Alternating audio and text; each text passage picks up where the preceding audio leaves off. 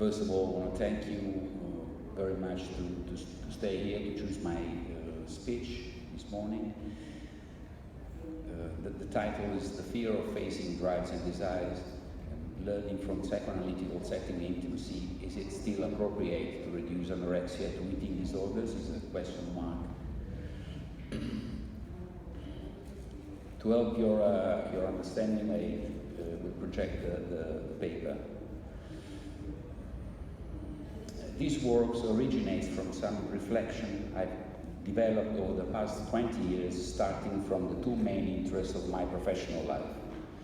Since the time of my PhD and throughout my academic career, I have concerned myself with empirical research on eating disorders. I've been running the eating disorders inventory observatory in my university for the past 15 years. I've carried out several research studies on the epidemiological and psychopathological aspects, risk factors and prevention of anorexia, bulimia,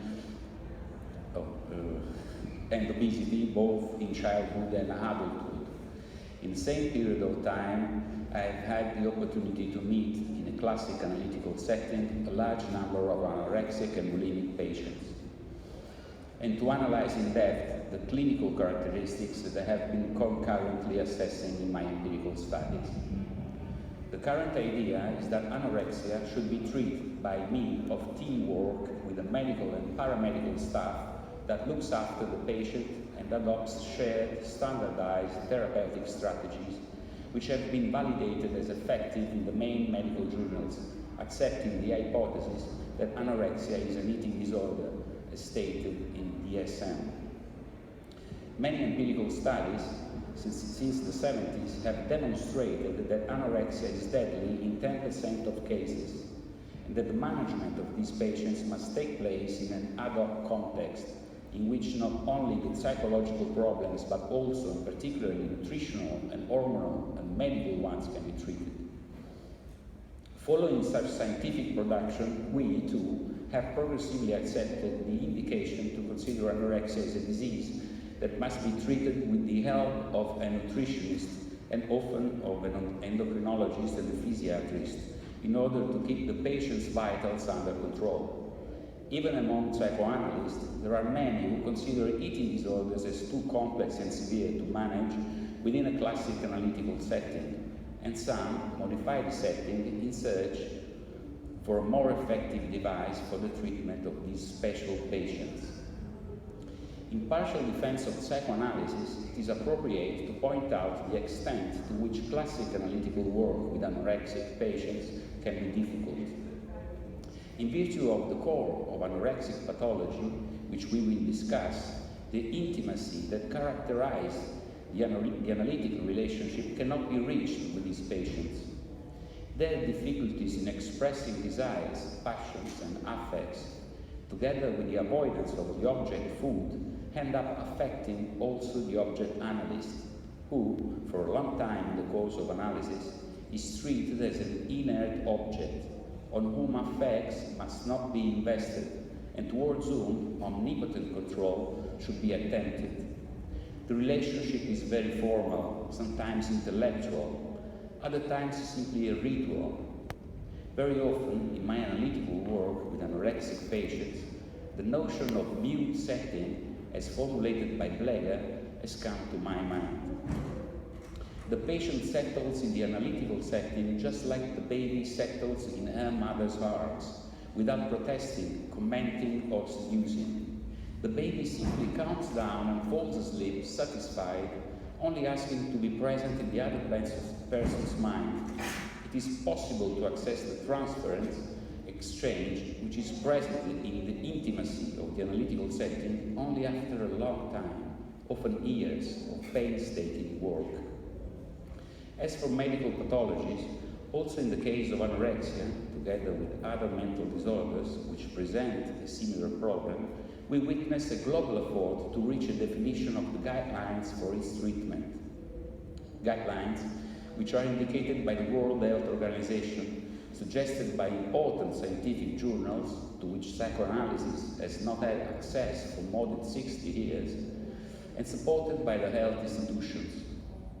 This means that the WHO considers mental disorders in the same way as other pathologies are considered, making the mistake, a fatal mistake for psychoanalysts, of having as a goal the treatment of the illness and not of the person, which has been our specific field of action since the very beginning. Indeed, whatever each of us may think about the need to deal with empirical studies on the effectiveness of the psychoanalytical method, it is appropriate to point out that evidence-based research assesses efficacy in relation to the illness. Two or more psychotherapeutic methods are compared in the treatment of a disease, as it is described in diagnostic manuals, measuring the effects of such therapies on the symptoms, and symptoms are the criteria for diagnostic inclusion. The DSM-5 introduces some differences compared to its previous edition. Eating disorders are now classified as nutrition disorders, and therefore anorexia, bulimia, and binge eating disorder belong to the same diagnostic class as pica and rumination disorder. But what does it mean to accept the nosographic hypothesis of grouping anorexia and bulimia under the level of nutrition disorders? It means considering the nutritional aspects as pathognomonic and, therefore, having to take care of the nutrition first and foremost. For psychoanalysis, this means abdicating some of the fundamental concepts of psychoanalytic thought and theory. Anorexia. We know it was only from the 70s that psychoanalysis started dealing with anorexia more diffusely. In the classic psychoanalytic textbooks, there is no actual discussion on eating disorders. In fact, it's only since the 70s when the effects on human psychism of the profound and radical sociocultural transformations of the previous decade have begun to be observed, particularly of those concerning the role of women and the sexual revolution of the late 60s, that the epidemiology of such disorders has witnessed an incredible increase. We know to what extent the quantitative epidemiological data, the incidence, in psychiatry becomes qualitative, transforming a symptom, the refusing to eat, into a syndrome, anorexia nervosa. In psychiatric literature, prior to the epidemiological increasing of the 70s, the sporadic clinical description of women who refused to eat were limited to a few. Among the most important cases, I remember Biswanger's patient Ellen West, diagnosed as schizophrenic, and Jeanne patients Nadia, rejecting sexuality and their sexualized body. Neither of them was diagnosed as an eating disorder case by these illustrious psychiatrists. Although this is not known by everyone, Freud made a few references to anorexia, but always as a symptom. The word anorexia appears less than 10 times in Freud's standard edition, the first time on the second page of the Studies on Hysteria, co-written by Breuer. On that occasion, they illustrated the main idiopathic symptoms of hysteria, among which refusing to eat, which is anorexia, and constant vomiting, the bulimia. 2 years later, in Draft G on melancholia, Freud suggested a fundamental parallelism between the two, writing that eating neurosis, which is parallel to melancholia, is anorexia. The well-known anorexia nervosa of girls seems to be a type of melancholia that occurs when sexuality has not developed. Loss of appetite, in sexual terms, loss of libido. Freud thus established a link between libido and appetite, based on the notion of attachment, the Anlemmung. 20 years later, in the clinical case of Wolfman, Freud wrote, quote, "It is well known that there is a neurosis in girls which occurs at a much later age, at the time of puberty or soon afterwards, and which expresses aversion to sexuality by means of anorexia. This neurosis will have to be brought into relation with the oral phase of sexual life." And he added, "I have been driven to regard as the earliest recognizable sexual organization the so-called cannibalistic or oral phase, during which the original attachment of sexual excitation to the nutritional instinct still dominates the scene. it is not to be expected that we should come upon direct manifestations of this phase, but only upon indications of it, where disturbances have been set up. Impairment of the nutritional instinct draws our attention to a failure on the part of the organism to master its sexual excitation. I would give the due importance to Freud's reflection, according to which anorexia would consist in an attempt to master sexuality. When an anorexic patient says, "I'm not hungry," we, with Freud, unlike doctors, nutritionists, psychotherapists and mothers, should hear, "I have no desires." For this reason, from our point of view, those therapies that attack the symptom and try to help anorexic girls to gain weight have simply missed the point. Indeed, the etymological root of the term anorexia refers to this. It is composed of the prefix an, privative, and of the word anorexia, meaning appetite both in Greek and Latin. Orexia, however, derives from the Indo-European word oregei, which means seeking, reaching out, desiring.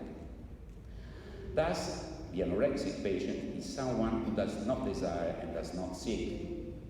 Whoever among you has had the experience of working with such patients is well aware of their frozen state, of their problems in the perception and representation of the future, and of how they can remain in such a frozen state for decades. We are also very well aware of their problems with sexuality. Personally, I have never met an anorexic or bulimic patient who has experienced an orgasm during intercourse. Very often, masturbation is completely absent. Most of the times they had, instead, a rich pre-pubertal erotic life, but I will discuss this later on. Many authors, particularly those close to Lacan's theory as suggested by Millet, have theorized anorexia as a syndrome of the void. In this way, I believe too much credit is given to the patient's explicit and conscious discourse when she says that she is not hungry. What I intend to suggest to you is a reversal of this perspective, so as to consider anorexia as a symptomatic formation that defends the patient's subjective structure from a disquieting perception of excessive fullness, from a chaos-inducing effervescence of her post-pubertal instinctual drives. Bulimia. In bulimia, one witnesses a sort of rupture of the anorexic's stubborn capacity to contain and restrict. In these cases, in addition to the presence of binge eatings that dramatically interrupt her anorexic fasting, one can frequently observe abnormal sexual behavior, often promiscuous, but neither accompanied and supported by desire nor generating pleasure, exactly like binge eatings. I have reached the conclusion that the moment of rupture that characterizes bulimia, that is binging, is the keystone for the understanding of anorexic functioning. The chaotic characteristics of a bulimic enactment are terribly disquieting, since they invalidate the anorexic subjective capacity, the agency, and their ego. The drive, to Zab Khan, food-wise, is a bulimic binging behavior, since it has no possibility of being modulated, worked through, or translated, traumatically pierces the psychic skin and appears as an acting out. Even the DSM for a diagnosis of bulimia requires the presence of this criterion: loss of control during binging episodes. If there are no possibility for such modulations, it is because the patient suffers from a terrible feeling of inadequacy with regard to the need to work psychically on affective overload and excitement. Bulimic patients, unlike anorexics, come to our consulting rooms with a certain frequency, not pushed by other people as the anorexics are. They do so because they are very motivated to restore or to consolidate their previous defensive organization, which still occasionally functions. The motivation to come to analysis for all my bulimic patients was their profound desire to be, or to become again, anorexics. Obviously, this desire is something they do not talk about explicitly. even if it is absolutely conscious and is based on a deep envy of the anorexic capacity for the absolute containment of instinctual urges which they perceive as overwhelming and which, as such, threatens the functioning of their ego. Phenomenologically, bulimic patients are anorexic at alternate moments. The anorexic condition of containment shows moments of rapture which lead to binge behaviors, binge eating, binge drinking, sexual hyperactivity, and so on. In the intervals between these moments of rapture, however, the patient is clinically an anorexic. In my opinion, therefore, bulimia presents itself as a lost or missed anorexia, containing in itself the essence of the anorexic bulimic pathology. Anorexic fasting enables the patients not to abdicate their subjectivity in the presence of an urge, and, when this happens, the binge takes place. It is as if the instinctual urge, anger, had missed the opportunity to be eroticized in a qualitative sense, still maintaining the economic quantity of instinctual montage. Indeed, the subjective experience following a bulimic binge is very painful and has to do with deep feelings of worthlessness and inconsistency. Anorexia, with its restrictive capacity, saves the patient's subjectivity from such a painful experience. It is the kintsugi of bulimia. Kintsugi is the Japanese art of repairing a broken precious object, for example a vase, using gold as a sort of glue, thus making the reparative action extremely visible. After kintsugi, the vase clearly appears as a broken object that has been repaired, but this aspect makes the object even more precious, increasing its value and enhancing its history.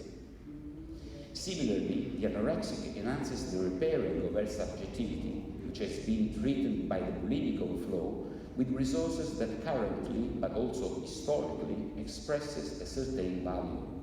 I'm referring to the ascetic value of certain fasting behaviors in history. This attempt to embellish one's own subjective fragility leads me to think of anorexia as the negative of bulimia, just as Freud thought of neurosis as the negative of perversion. In particular, I'm thinking of obsessive phobic function, with which, in my opinion, anorexia shares some very important aspects: a containing attitude, the anxiety of instinctual overflow, traits of an anal character, the defense mechanism of isolation, and above all, the displacement. Ieuno ergo sum. Through the restrictive capacity of her own appetites, relying on important anthropological, cultural themes, the anorexic reclaims and transforms Descartes' statement on thinking. I am reminded that this cogito ergo sum expresses the existential self-evidence of a thinking subject. That is the certainty that the thinking subject has of his own existence as such. No longer the cogito ergo sum that defines the subject through the activity and the freedom of thought. In the anorexic philosophy, the statement that defines the subject is ieuno ergo sum, I fast, therefore I am. The ability to prolong such a constraint in time produces a subjective gain for the anorexic in terms of a consolidation of the idea of herself and of her subjective structure. The anorexic's predilection for a spiritual ascetic dimension over a passional sensual one is well known in literature, and for this reason I do not think that anorexia is an eating disorder, just as I do not think that St. Catherine's of Siena's fasting and penitential practices were either. The power provided by the ability to restrain one's eating habits, just like asceticism in mystics, restores strength and vigor to the spirit, to the psyche. The ascetic trait of anorexics, like the fasting and mortification of the body of an ascetic, elevates the spirit and strengthens the idea of oneself and of one's spiritual power. This aspect does not pertain only to anorexics, but, in different measure, to all human beings. The conflict between the request from the body and the structure designated to modulate, contain, sublimate, and extend them in time is a human characteristic.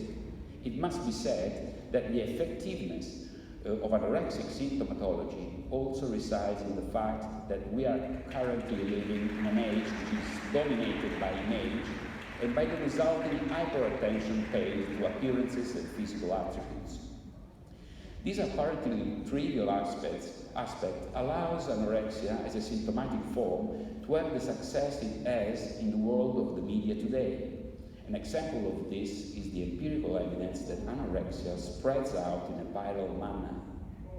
If there is an anorexic girl in the first year class of a secondary school and not in another class, the likelihood that in the same class there will be others after 5 years will be significantly higher than in the class which has initially without anorexics. This modality of diffusion has not been detected in the case of other psychopathologies. The fact that the anorexic, just like flagellants, practices fasting and mortifies her body, more than 50% of anorexics practice self-harm activities, in the absence of a mystical religious vision, could mean that the anorexic has a very devalued perception of her own spiritual power, of her own subjective structure, of her own idea of herself. This hypothesis is confirmed by a huge number of empirical studies that, with language different from our own, agree on what is the main risk factor for the onset of an eating disorder, the ineffectiveness.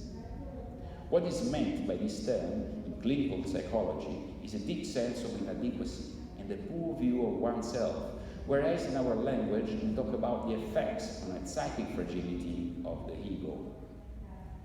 The scientific literature on the risk factors in the onset of anorexia acknowledged the condition of ineffectiveness as one of the fundamental factors. Seemingly, it is indeed this condition that reactively determines the malignant perfectionism, which is very often noticed in these patients, who are always aiming to achieve extremely high standards in their activities, something that is quite frequently observed in their school performance, for example. This kind of empirical data, commonly noticed also in psychoanalytical practice, seems to be particularly determined by some modalities of parental relationships that are recurrent in eating disorders, and it sometimes seems to contradict the first impression that we get when we meet a restrictive anorexic. Despite her scrawny and emaciated body, this kind of girl seems to be strong and determined, self-assured and unavailable to an encounter. This apparent strength confirms the effectiveness of the anorexic solution.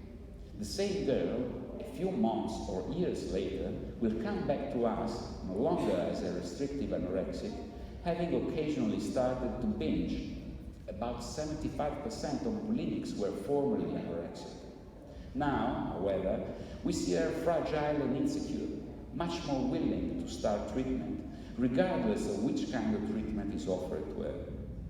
Anorexia, in my opinion, is not an illness. Rather, it is the cure for another illness, the cure for a serious deficit in the patient's subjective constitution, which is evidently manifest in the bulimic symptom. The puberty. In puberty, the risk of developing an anorexic condition is higher. This is quite evident in both psychoanalytic and empirical literature. A research study I conducted in 2007 clearly shows how menarche represents, regardless of age, a fundamental watershed in terms of all the main variables which are commonly associated to eating disorders. I got some slides, but maybe have no time enough to conclude my paper. Here are some charts regarding the statistical weight of the onset of menarche on the main variables linked to the risk of developing an eating disorder. Let us now go back to psychoanalysis. The pubertal body might have the strength to fulfill infantile fantasies.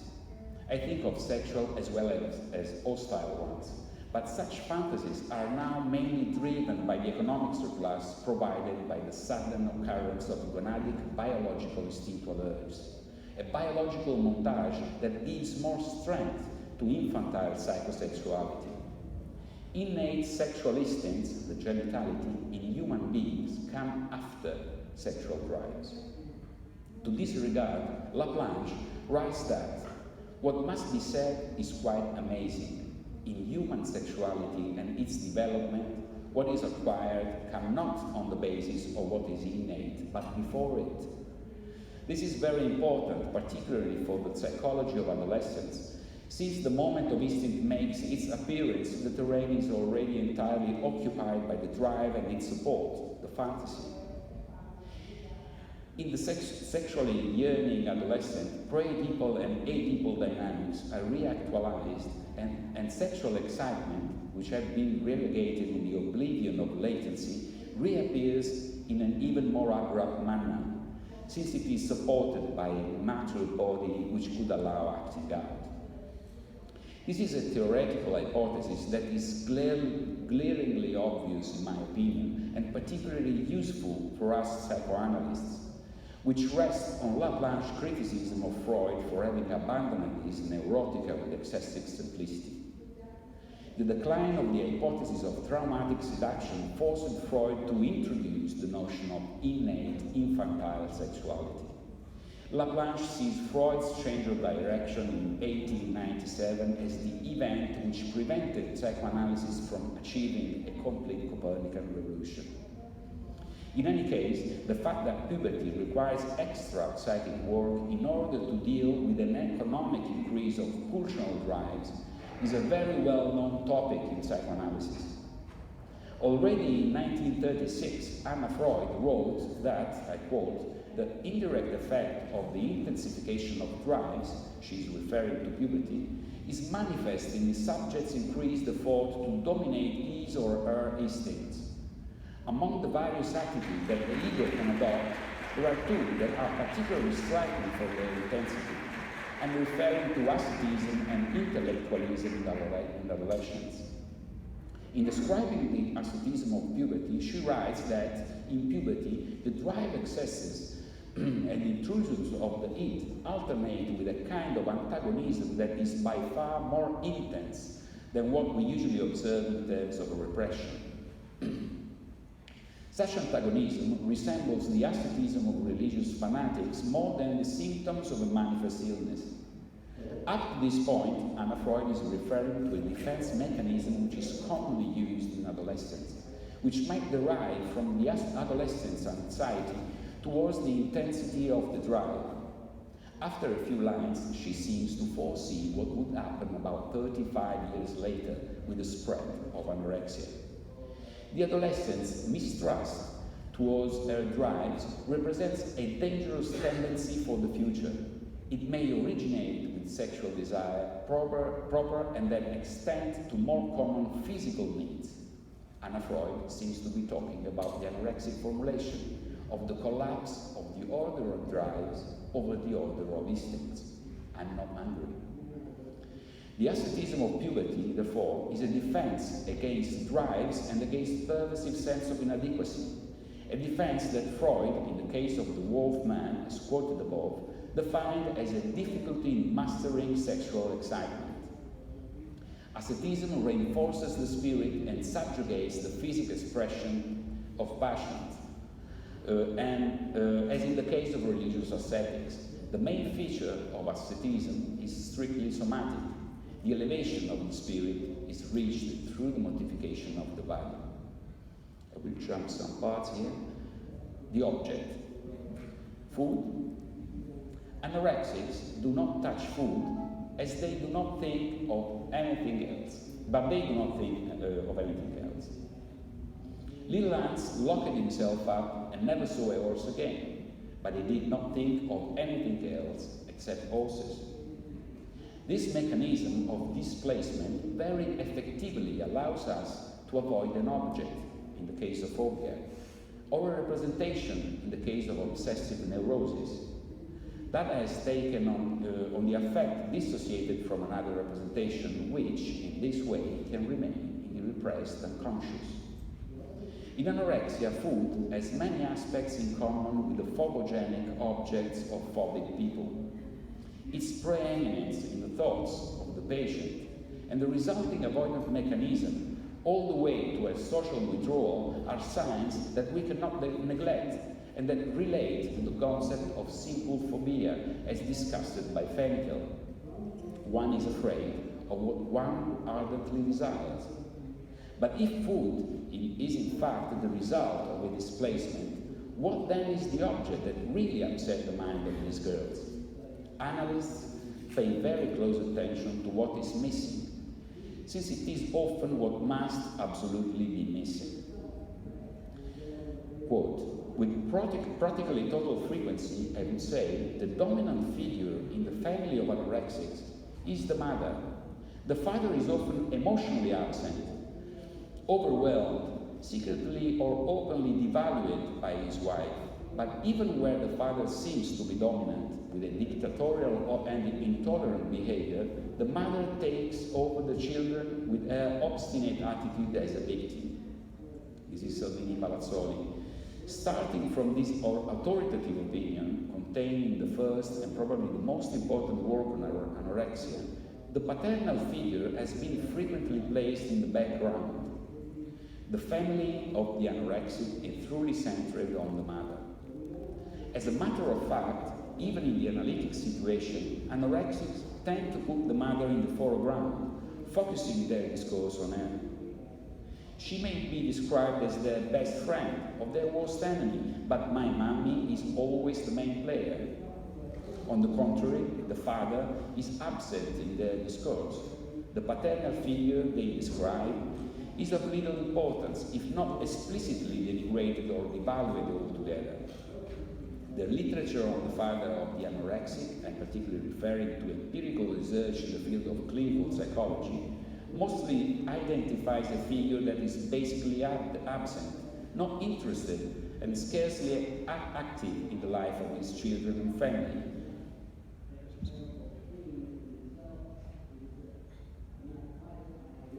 In addition to the paternal role and functions, I believe that it is fundamental for psychoanalysts to provide the father also with the status of object of catexis. The paternal imago, which is so indefinite in the anorexic discourse, is the object whose importance is noticeable just because of its total absence, because of its being substantially disinvested. For these reasons, my interest lies in trying to verify the hypothesis that anorexic girls have a common modality of thinking and feeling about the paternal imago, and not that they have fathers who perform or performed their roles in a similar manner. After all, if it is true what I have said earlier about the anorexic's need to contain her own anger and desire to the point of being sick, and if this were necessary for them to feel a less fragile subjectivity, then it would definitely be appropriate to make the object of desire disappear from the psychic scene, which is just what happens in food. Anger becomes more manageable if one does not go out for dinner with friends, or if one does not stop in front of the window of a pastry shop. Oedipal sexuality is more manageable if the father is perceived as emotionally absent. Very frequently, after a certain period of analysis, sometimes also a rather long one, a new paternal imago appears, which is quite different from the one that the patient showed until that moment. During her first week of analysis, one of my patients started talking about her parents and said, "When I'm going to talk about my father, I will call him the repellent one," which is exactly what she did. After about 3 years of analysis, the patient started calling her father with a new name, what she called him in her childhood, the superhero. Now I have some clinical cases. I only want to read this one. A 30-year-old anorexic woman, an only child, who lost her father 4 years before and who has an incredible unmeshed relationship with her mother, told me the following dream. My father was in bed wearing the same pajamas he was wearing on that momentous night, the night he died. My beautician was there, a very sensual woman. My father's body was terminally emaciated.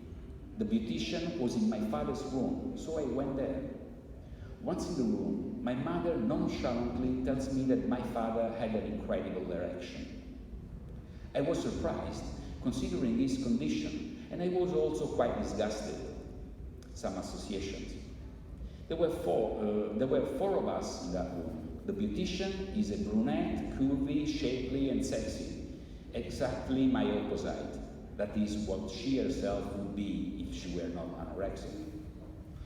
In the dream, my father was powerless, but he had an erection. It is the most disgusting dream that I have ever heard. In the dream, there were the two versions of the patient and of her father.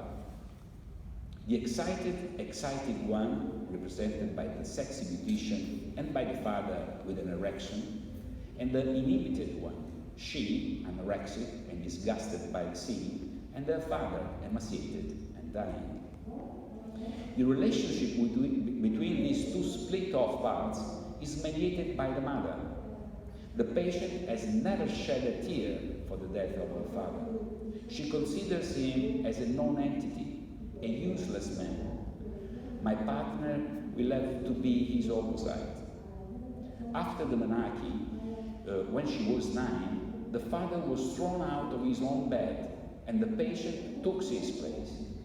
Mother and daughter slept together for 19 years. The two spoke ill of him. The patient hates her own surname, and as a child she fantasized she was the daughter of her maternal grandfather.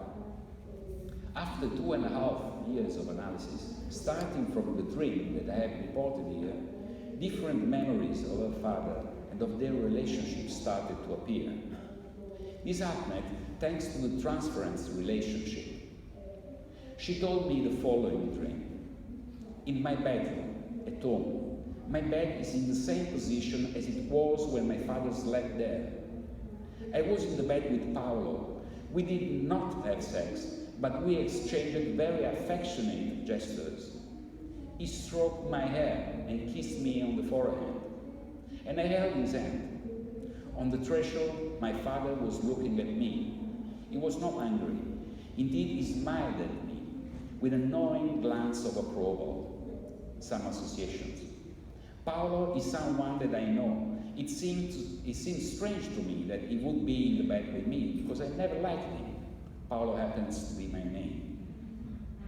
I remember that when I was a child, my father would spend hours brushing my hair. I remember that I liked it. It made me shiver.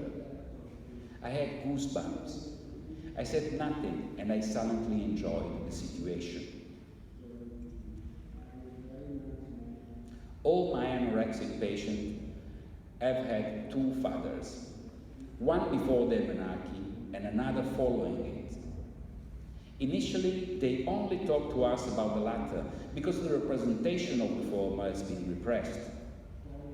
In the place of sexual desire towards the incestuous object father, the anorexic patients linger on her absence of anger and on the results of her phobic displacement on food.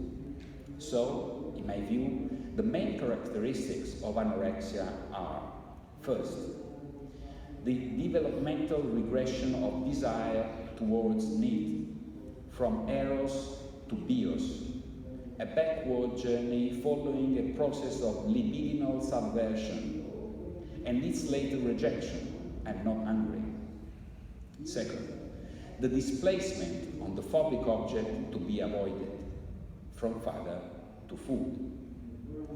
If we are patient, if we do not collude with our patient's symptom, which is a very frequent occurrence, and if the setting performs its tasks, we will become aware in the transference relationship of how powerful the anger and the sexual desire of these patients is, and of how the object father analyst can become exciting once again.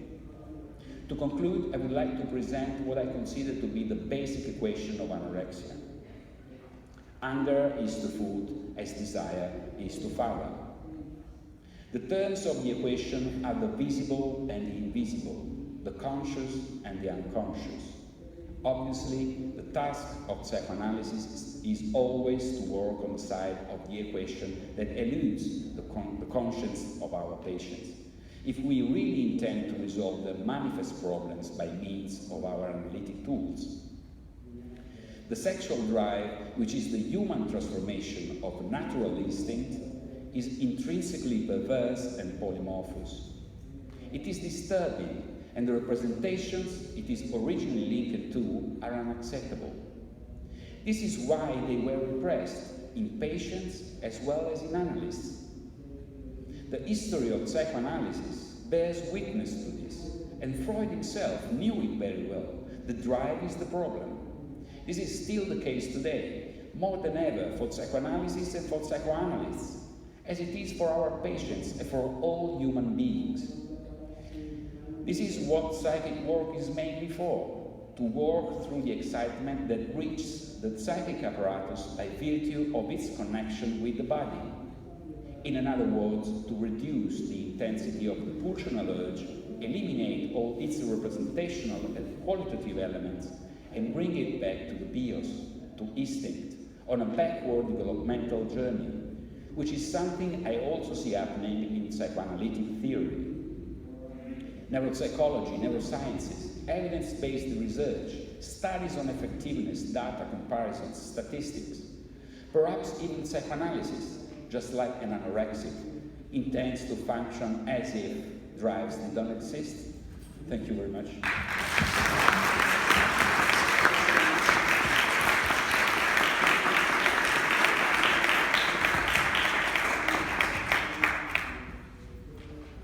Now I don't know what to do because I have no. I don't know. You have some questions? Yeah.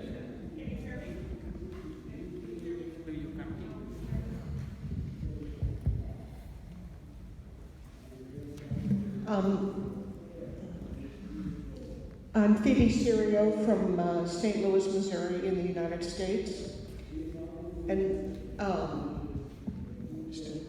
thank you for a beautiful and very helpful paper. I'm not familiar with your other work. And I have a patient in mind that your paper evokes for me, who I just want to share an anecdote. I've seen her in analysis now for maybe 5 years, 6 years. So, and the only anorexic I've had in analysis.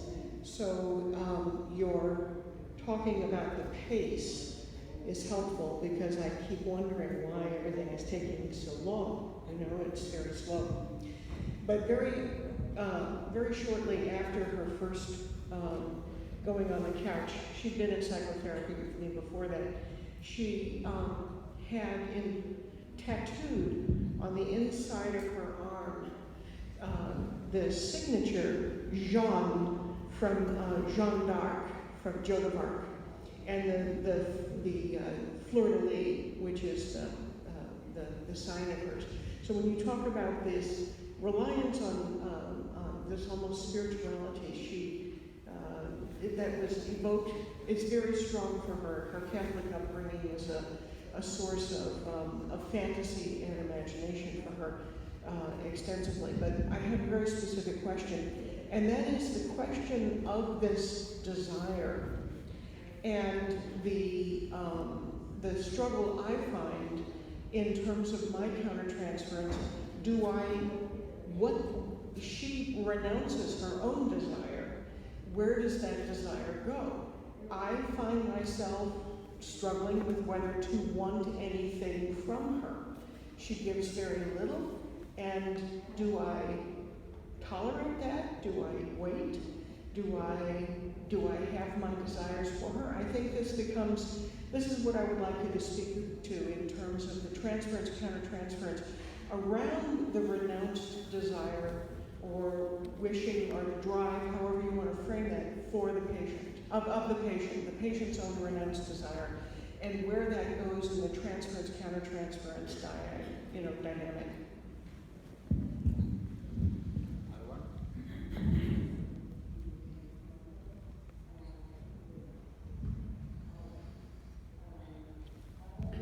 Well, in my opinion, something happens after, really after years of painstaking work with this patient. I mean, in a classic analytical setting, on the couch. Something happens. Sometimes this is simply an accident, which happens with me, with my person, and with my body. I mean, sometimes, for example, I can encounter this patient walking in the street, or making shopping, or in a cinema.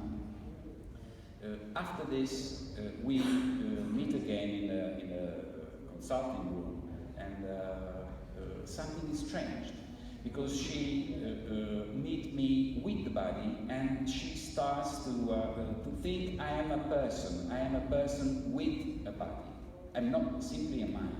And they start to feel something in their body, as a shiver, as these strange feelings, that they are really afraid of this.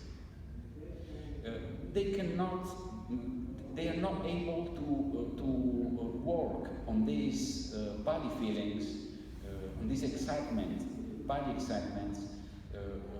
They are not able to work psychically these elements and transforms into a desire. So what they do is just follow the other's desire, the desire that other people have for them. So they like what everybody likes. They want to be what their mother wants them to be, for example. But it takes a long time. This really takes a long time. So I always invite to not change our specific treatment, our setting. What is happening all around the world? We're going to change our setting just to go to maybe to be more effective with these special patients, for example. I'm not sure that it is the way for us to go better in the future. That is. Yeah.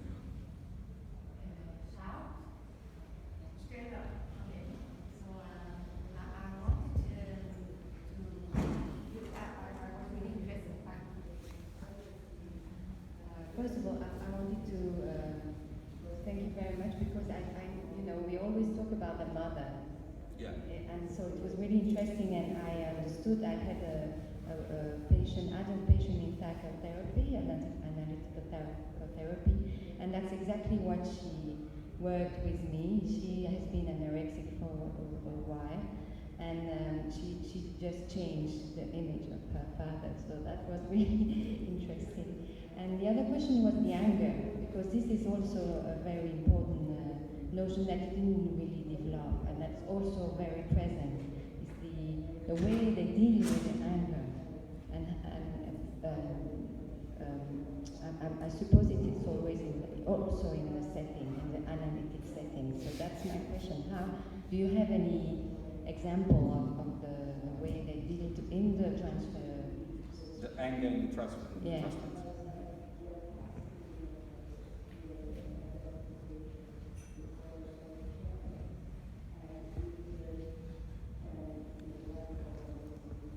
Can I? Cecilia from São Paulo.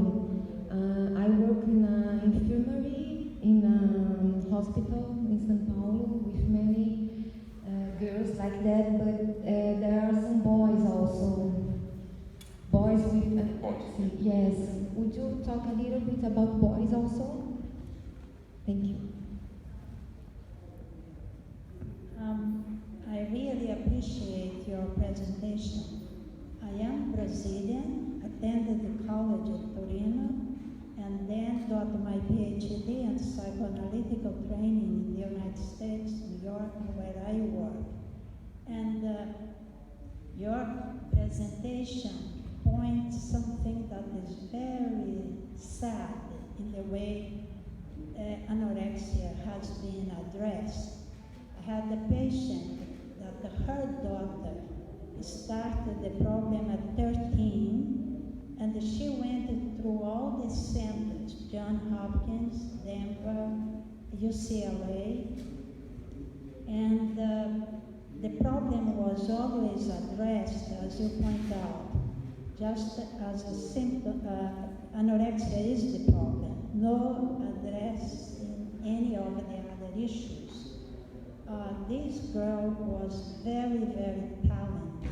She was able to finish college at Columbia, and then she was accepted at MIT, Stanford, and Princeton. And the anorexia progressed, and she was always being treated, being put in a hospital, but once she got the age that she was an adult, the parents couldn't force anymore. She saw a psychoanalyst just at the very end of the illness, but he didn't function. I know the colleague, he didn't function as a psychoanalyst. It was more like a support system. He would go take her to the hospital when she couldn't even leave the bed, and unfortunately, she was then taken back to California, where she died. And after her death, her brother, it was just her and the brother, told her mother that she told him that the psychoanalyst abused her sexually, which is the point. It never happened. It was a problem between fantasy and reality. But it's your point. I think that was never addressed. The father figure, which these analysts at the end, I think, allow it to come out to a point, I assume. So I found your presentation very, very helpful. I've never worked with anorexics, and it's not something I would like to do. But I followed this story, and just one more observation. She has been dead now for 1 year and 8 months, and the mother that is my patient can never get out of the guilt that she didn't save her, and she has been somatizing so many physical problems because of the guilt, which we are working on right now. Thank you. Thank you. From Italy. I agree totally with your beautiful presentation, but I would like to have your opinion about a phenomenon that I have observed in recent years. I have noticed that anorexia or big disorder are very frequent also in middle ages, in women in their 50s now. I have observed in my clinical practice and in life. In older age? What do you say? Older age. Okay. Older age, in the 50s, in the women of my age. I have had some cases in clinical practice for big disorder. All these women, when teenagers, were similar anorexia, they began the diet. And then they had some a normal life, a so-called normal life, and then in their 50s, in the crisis of middle ages, when the sons are out of the house, they have. I have also seen a beautiful documentary in BBC that confirmed this observation. They had or a later anorexia, or more frequently big disorder, big eating disorder, that in Italy physicians do not are capable to diagnostic to recognize. They eat in the night. They eat when the family sleep. Hidden places, and they devastate their life are devastated. So I wonder if I would like to have your opinion. If this is a new population, a different phenomenon in psychoanalytical terms, more linked to narcissism equilibrium and the crisis of middle age, or we are in the same field of desire and the plasma of desire. Thank you. I hope you understand my bad English. Many thanks for your presentation. I have seen a variety of cases with different psychoanalytic objectives. I have seen at the deepest level, the tension between guest, ghost, and host. Who am I? Who can I allow to enter my world? And who will perish if the guest becomes a host? There is that deep tension that I've seen in some patients who struggle with this so much that in the middle of the night they would stand in front of their feces and hallucinate for hours. I've also seen at a slightly higher level, but nevertheless very disturbing, those anorexics who measure how much food goes in the body and how much goes outside the body. And God help them if the amount that goes in is not equivalent to the amount that goes out. Okay. At a much higher level, I've seen those who end analysis with a father's permission to love again, and also those who end analysis with mother's permission to be loved by father. And at the highest level, those who end up with a generative link between mother and father. What you have presented has given me a chance to look at all of these variations and yet to see that at the heart of all these differences is the desire to say, if I confess, it's a desire to overturn an old mythology, which is, if I confess, I can live. Rather, it becomes, may I love again without perishing. Okay, thank you very much for your question.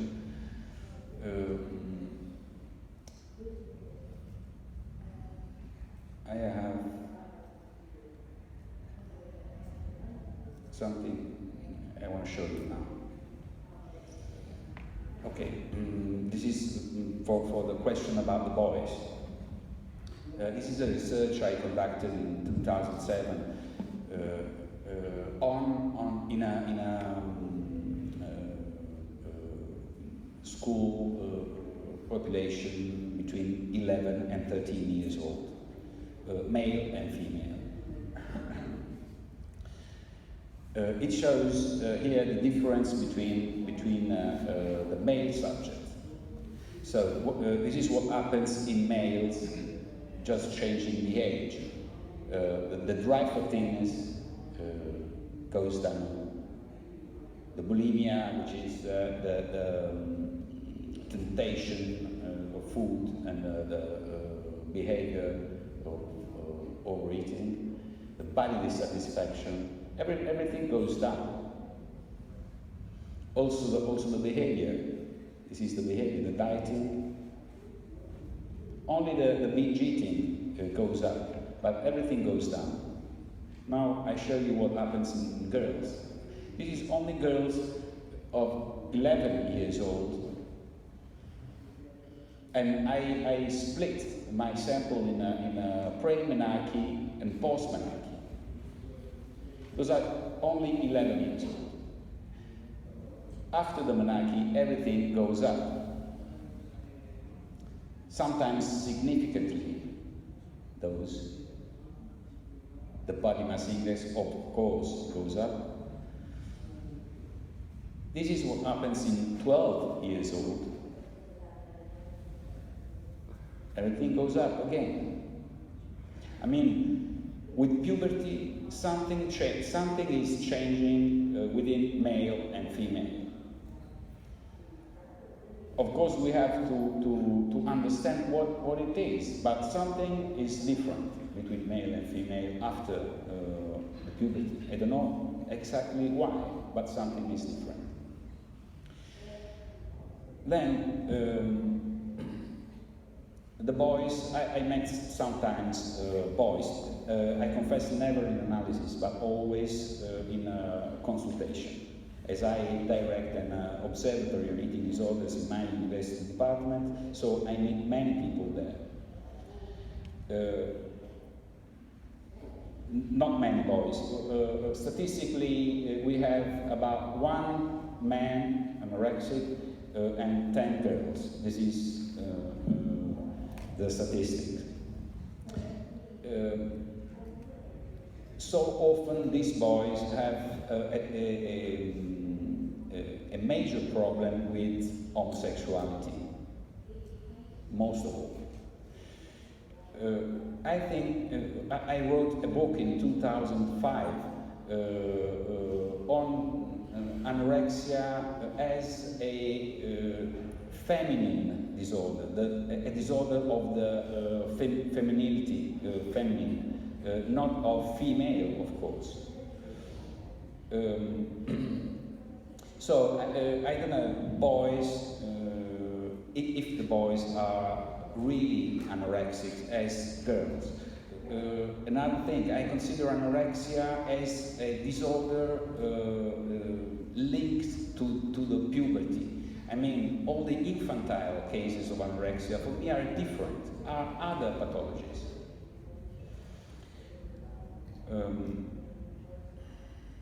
Well, the story you talked to us was really painful. In Italy, as everywhere in the world, maybe the anorexia is treated in the hospitals as an eating disorder, nutrition disorder. So, first of all, they want to restore the body mass index, the weight of the patient. They want to start with the nutrition, and very often the patient suicide after a long-term recovery in these hospitals. I met one who came to me, then she was an inpatient in a Milan hospital and for 6 months, and there she threw up from the window because she was fed until she goes to the weight she needs to be, and then she threw up out the window.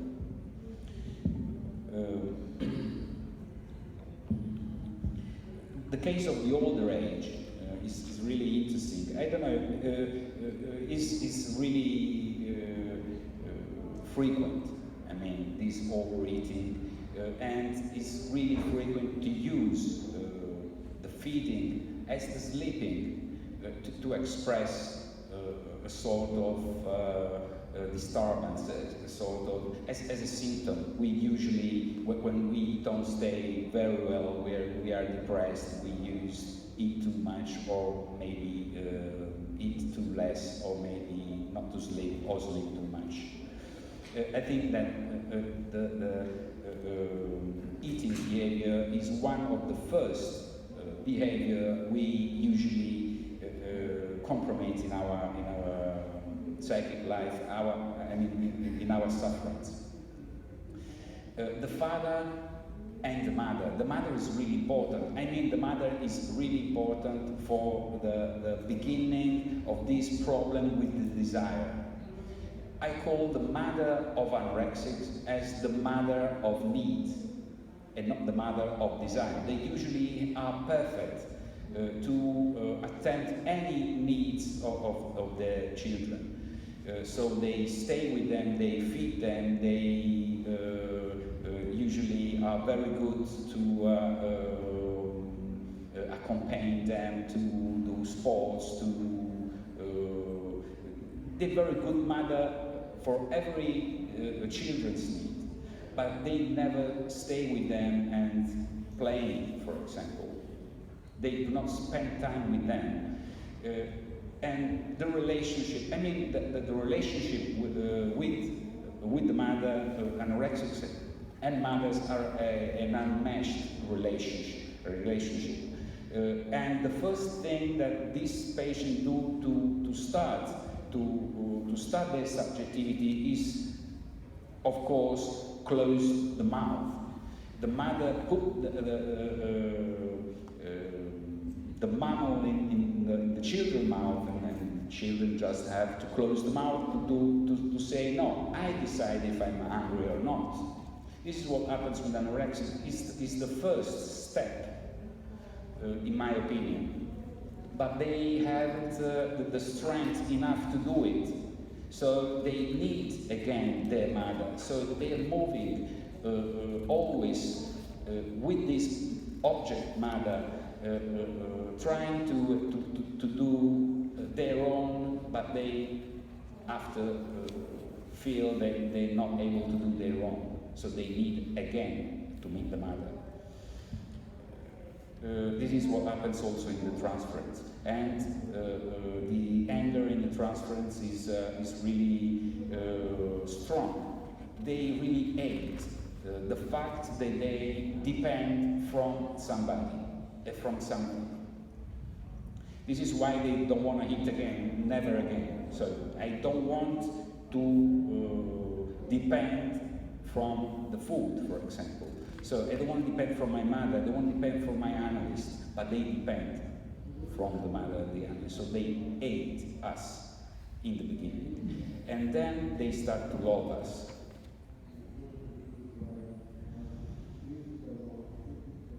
I don't know, I hope I give answer to all your interesting questions. Yeah.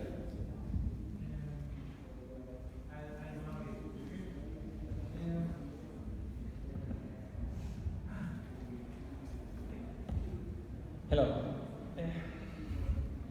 First of all, I'm glad to be here and watch Freud on your work. I think Freud is difficult to find in these days. So, thank you.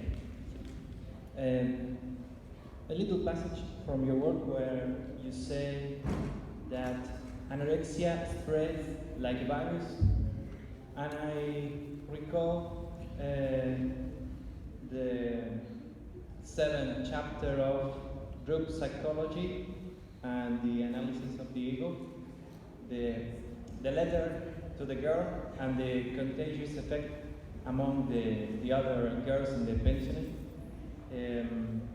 So I ask you if you think that identification is behind this spread of the illness between the girls nowadays. Thank you. Yeah. Of course, this is a result of research.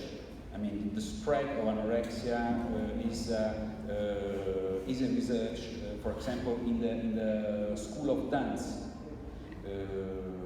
is really strong. This effect.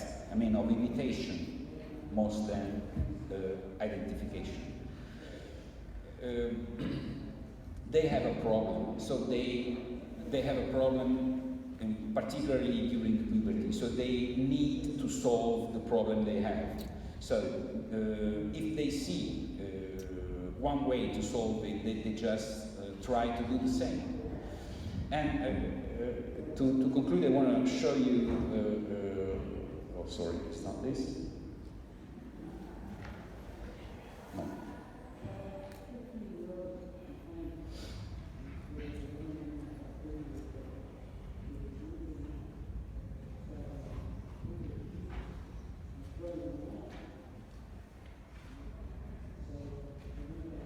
Okay, no, I'm a Mac user, so I'm not able to do it. Anyway, I have a scene from Spielberg's movies, The Shark. And there is a scene in which this is the first time in the movie when the shark appears. And they are on the boat just seeking for the shark, to kill the shark, and they're really strong. So they talking about the shark, oh, now we kill him, now. And the shark appears, and it's really big, a huge shark, bigger than they think. So they are afraid now, and they said, and the sheriff said to the captain of the boat, he said, you're gonna need a bigger boat. I mean, now the boat for me is the subjectivity of the girl, and the shark is the impulse, the new gonadic and biological, instinctual, pubertarian excitation, sexual excitation that goes on the psychosexuality of infancy. So the shark is very big now, and the boat is too short, is too small. So they're gonna need a bigger boat. They just wanna have a boat bigger. So to do it, they try to do everything they can. For example, performing very well in everything they do, as the lady she said, very good performance at school, in sports, everywhere. So the problem is that the shark, in a moment, appears to be too big for their subjectivity, for the boat. So they're gonna need a bigger boat. Okay, thank you very much.